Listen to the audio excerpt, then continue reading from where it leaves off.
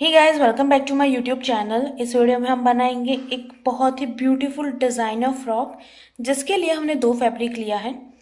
हमारा जो ये पिंक फैब्रिक है वो हमने लिया है 2.5 मीटर, और हमारा जो ये रेड फैब्रिक है वो सिर्फ हमने 1/2 मीटर ही लिया है।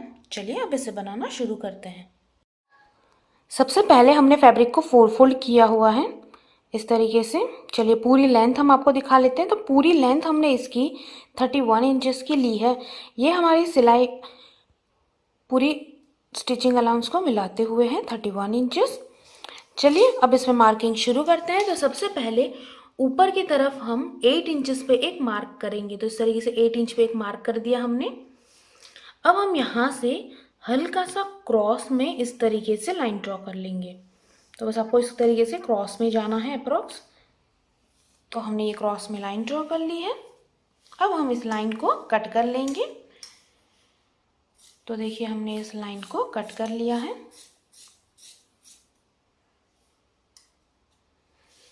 अब हम इसे यहाँ से भी अलग कर लेंगे। जो हमारी पूरी बाकी का पार्ट है वहाँ से इसे अलग कर लीजिए, ताकि फ्रंट और बैक दोनों का पार्ट हमारे पास आ जाए। तो बाकी की लेंथ में हमने इस तरीके से कट लगा दिया है। तो ये कटिंग हो गई है। चलिए अब इसे टर्न कर लेते हैं। इस तरीके से हम ओपन करेंगे। तो इस तरीके से हमारी कटिंग हुई है। दो पार्ट है, फ्रंट और बैक के लिए। ऊपर की पैटर्न बनाने के लिए भी हमने फैब्रिक को 4 फोल्ड किया हुआ है।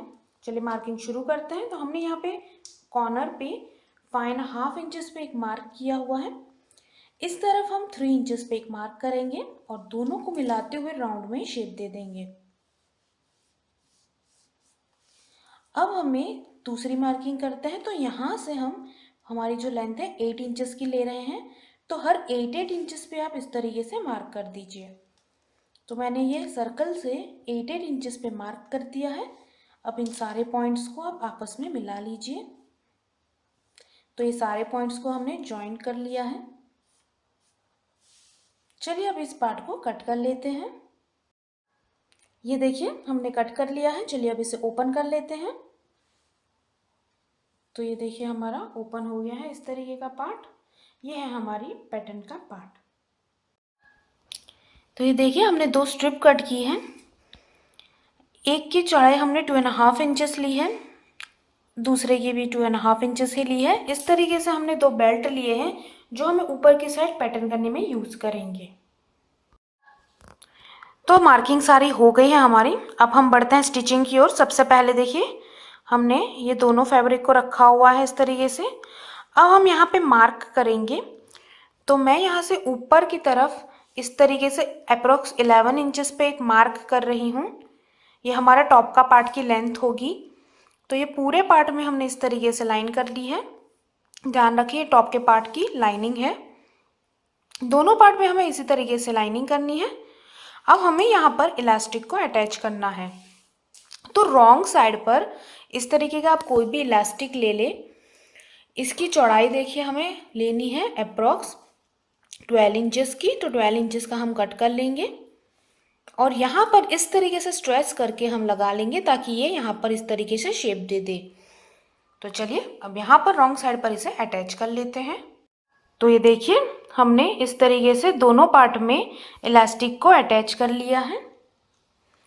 अब हमें फिटिंग करनी है। तो एक पार्ट राइट रखेंगे हम, उसके ऊपर दूसरे पार्ट को हम उल्टा कर लेंगे। दोनों पार्ट्स को आपस में मिला लीजिए और पूरी लेंथ में हम सिलाई कर लेंगे। इस तरह भी वही करेंगे। सारे पार्ट्स को अच्छे से मिलाकर पूरी लेंथ में अच्छे से सिलाई कर लीजिए। ये देखिए हमने फिटिंग कर ली है पूरे पार्ट में। अब हम ऊपर का पैटर्न बना लेते हैं। तो ये देखिए राइट पार्ट है हमारा।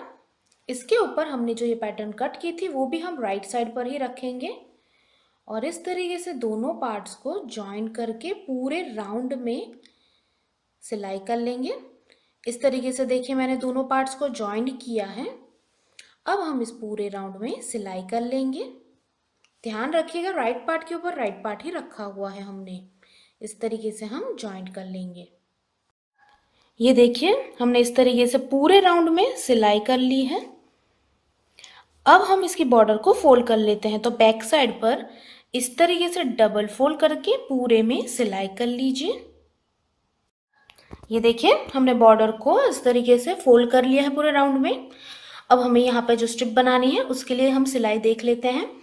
तो ये देखिए हमने स्ट्रिप कट की थी, उसको हम इस तरीके से यहाँ पर रखेंगे, राइट पार्ट के ऊपर ही रखेंगे, इसको उल्टा रखेंगे और अब पूरे राउंड में हम इस तरीके से सिलाई कर लेंगे। बस ओपन करके पूरे राउंड में इसको सिलाई कर लीजिए। ये देखिए हमने सिलाई कर ली है। अब हम इसे इस तरीके से बैक साइड पर फोल्ड कर लेंगे। तो इस तरीके से हमने इसे फोल्ड कर लिया है और अब हम यहाँ पर सिलाई कर लेंगे। बस फोल्ड कर लीजिए और इस तरीके से यहाँ पर सिलाई कर लीजिए। तो इस तरीके का हमारा बेल्ट तैयार हो जाएगा यहाँ पर। ये देखिए हमने इस बेल्ट को इस तरीके से तैयार कर लिया है।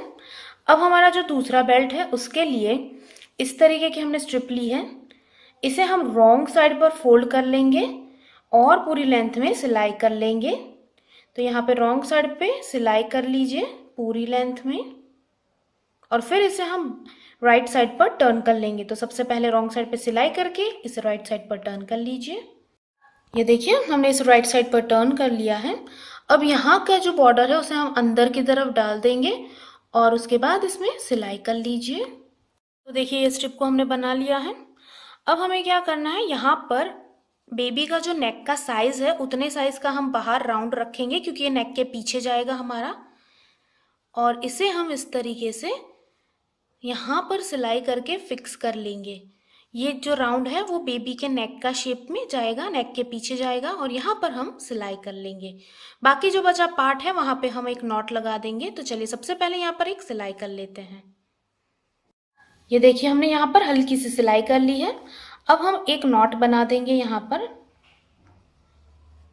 तो ये हमने एक नॉट ले लिया है यहाँ पर और बाकी का पार्ट हम ऐसे ही छोड़ देंगे।